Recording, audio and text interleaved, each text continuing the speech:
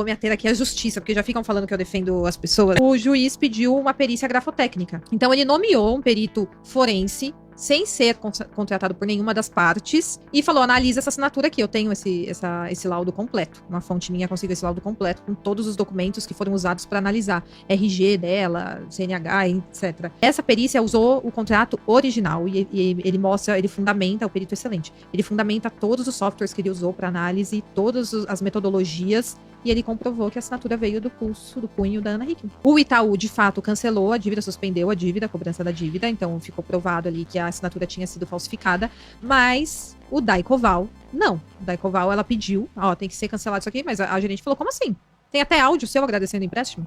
Então aqui, o primeiro juiz já deu uma decisão desfavorável para Ana Hickman. A defesa da Ana Hickman já falou que vai solicitar uma outra análise, enfim. Nessa entrevista ao Linhagem Geek, Giovanna Alba relata que Ana Hickman já tomou uma decisão desfavorável da justiça após ter sido confirmado que as assinaturas, entre aspas, falsificadas são dela. Não o bastante, ela contratou uma nova perícia para rebater a justiça e dizer que não, as assinaturas não são dela. Tudo para não pagar o que deve e para não dividir metade de tudo com seu ex-marido Alexandre Correia. Confira a entrevista até o final e você vai compreender tudo. Mas antes, deixe seu like, inscreva-se no canal, ative as notificações e vamos ao corte. Gigi, vamos lá. Atualizações então do caso Alexandre Correia e Ana Hickman.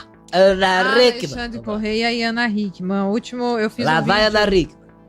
Eu fiz um vídeo aí no meu canal expondo um pouco dessa última decisão aí da justiça, porque o que acontece, né? A Ana Hickman e o Alexandre Correia, eles eram casados há centenas de anos, fazia mais de 20 anos que eles estavam casados. Ela ainda era menor de idade quando ela conheceu o Alexandre Correia, inclusive ela casou para ser emancipada e poder ir viajar para o exterior. E fazer os seus trabalhos de modelo. Ele, inclusive, vendeu todo o equipamento de DJ que ele tinha na época, porque eles não tinham dinheiro, eles eram duas pessoas pobres, e ela estava tendo as primeiras oportunidades de trabalho como modelo, e ele vendeu todo o equipamento de DJ dele, que era bem caro na época, pra ter dinheiro pra ir embora pro exterior junto com ela, para ela poder fazer sua carreira de modelo. Uma carreira que estava indo muito bem, depois ela volta pro Brasil, acaba virando apresentadora, enfim. Ele foi meio que um agente dela? Sempre foi. Empresário também, né? Empresário dela, sempre foi empresário. Ele é um homem um tanto... Tem um jeito, assim, meio... Como diz o Feltrin, bronco. Bronco. Turrão. Chucro. O Feltrin que usa essas palavras, né? Mas ele é um homem sério, assim. Eu já entrevistei o Alexandre Correia, ele é um homem bastante sério, ele aparenta, né? Tem aquela aparência de homem meio grosseirão, sabe? Mas assim, comigo ele foi gentil normalmente, né? Uma entrevista normal, enfim. Ele tem um belo queixo. Né? Ele... Tem um belo queixo. Não é cisma com o queixo das pessoas, tem né? um queixo bem... É um galanteador. É o Alexandre. É o belo queixo. Que queixo, né?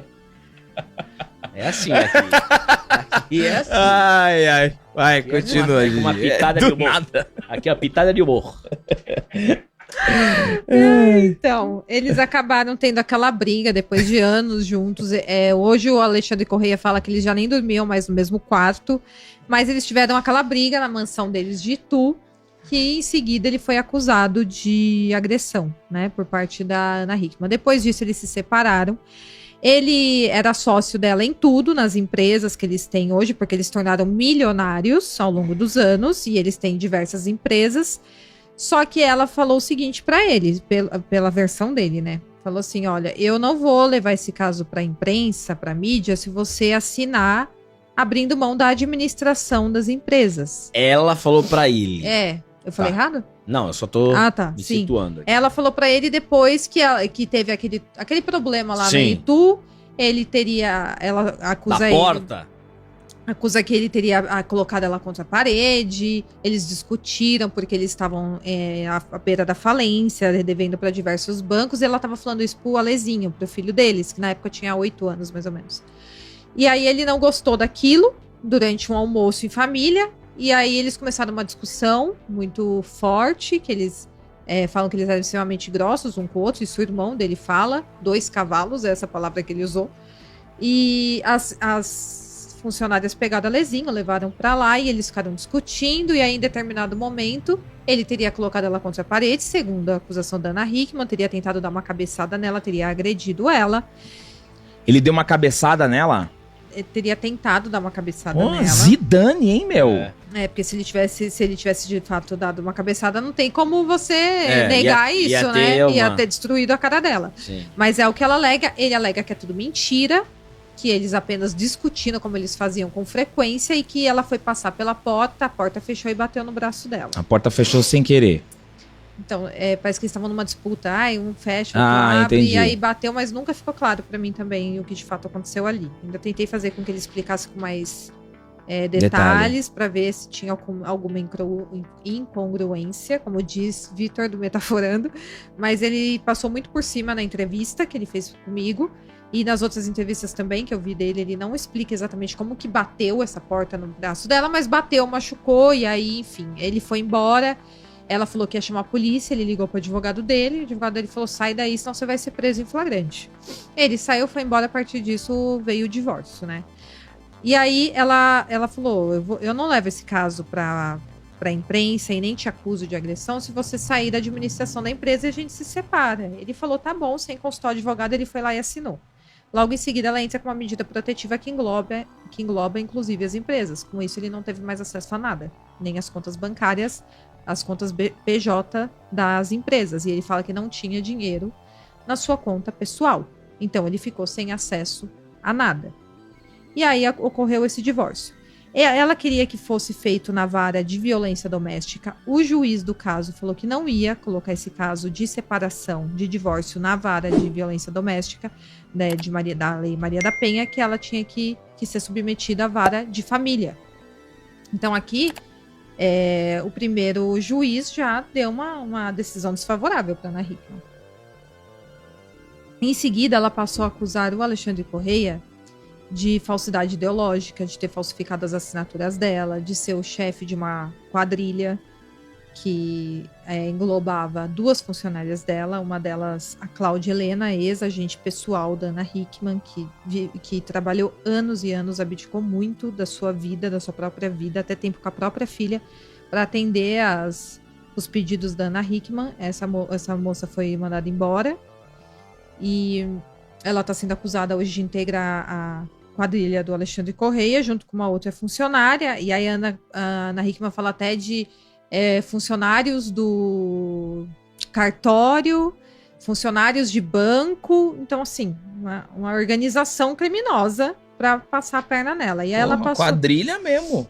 Nessa altura eles já estavam quebrados financeiramente, que eles tentaram fazer uma operação de moda enquanto ainda eram casados, deu errado, eles ficaram devendo até as cuecas.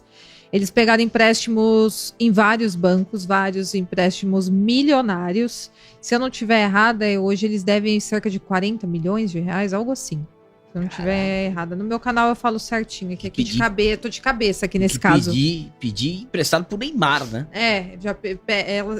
Empréstimo no Itaú, Banco da Ecoval, Sicredi, assim, são diversos bancos. Só que aí começou a chegar a conta, né? Os bancos querem receber.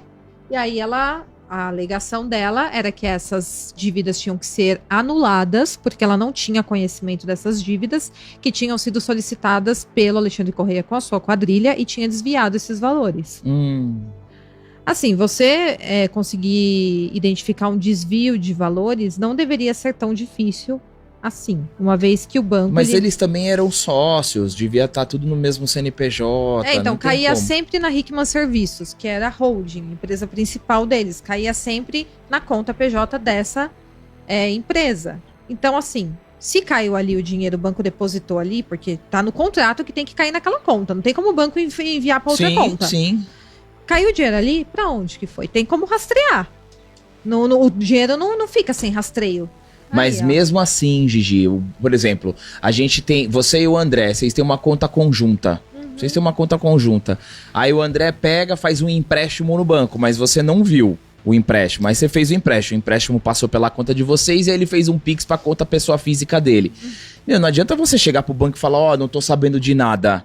Meu filha, você tá na conta conjunta ali, já era. Então, só que o que ela alega? Porque como os dois são sócios na empresa, tem que ter a assinatura dela. Tem que ter a assinatura dele, tem que ter a assinatura dela e tem que ter a assinatura de uma ou duas testemunhas. E aí tem a assinatura dela. Então. Só que ela alega o seguinte, essas assinaturas foram falsificadas. O Itaú, de fato, cancelou a dívida, suspendeu a dívida, a cobrança da dívida. Então, ficou provado ali que a assinatura tinha sido falsificada. Mas o Daycoval, não. O Daycoval, ela pediu, tem que ser cancelado isso aqui. Mas a gerente falou, como assim? Tem até áudio seu agradecendo o empréstimo?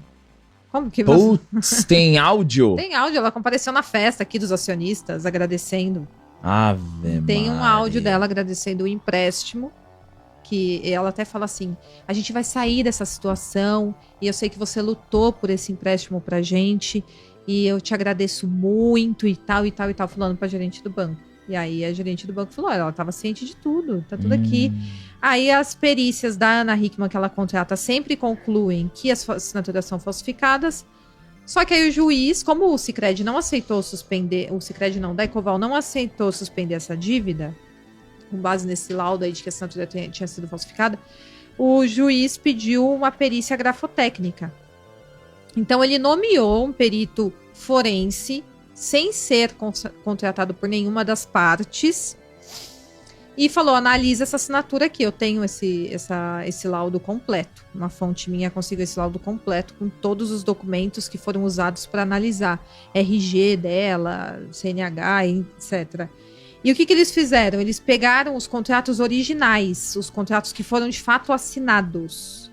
Porque, supostamente, aparentemente, algumas dessas perícias anteriores dos outros bancos utilizaram cópias de contrato. Só que a cópia do contrato, ele não tem a força que você usou no papel, porque ele é uma cópia. Sim. A força do papel só está no papel original, que foi de fato assinado. Essa perícia usou o contrato original e ele mostra, ele fundamenta, o perito excelente, ele fundamenta todos os softwares que ele usou para análise, todas as metodologias, e ele comprovou que a assinatura veio do pulso, do punho da Ana Hickman. Então o Daycoval não cancelou. E aí, Gigi? E aí agora... Ele fez um vídeo, né? Fez um vídeo hoje. Então, mas chorando? Não, chorando não. Mas, então, aí essa foi uma decisão desfavorável. A defesa da Ana Hickman já falou que vai solicitar uma outra análise, enfim. E agora, a justiça também, nesse meio tempo, pediu que a Ana Hickman, determinou que a Ana Hickman pagasse 15 mil de uma pensão, né? compensatória para o Alexandre Correia, porque até então ele não teve acesso tá tudo bloqueado, ao seu dinheiro. Não teve. E ele tem direito à metade de tudo. Só que até agora ele não teve acesso a nada e ele fala que não tem emprego, não tem com que se sustentar, tá vivendo de favor. E aí a justiça, como a Ana Hickman ganha uma grana por mês, mais de 100 mil por mês, a justiça ainda foi, né? Foi boazinha com ela. Ela tá na Record, né? Você tem que pagar 15 mil. O que é 15 mil pra uma pessoa ganha 300, 400 mil por mês? É nada, quase nada, né? Mas tem uma coisinha aí nessa história aí também que a gente não esqueceu de colocar, que é o Edu Guedes.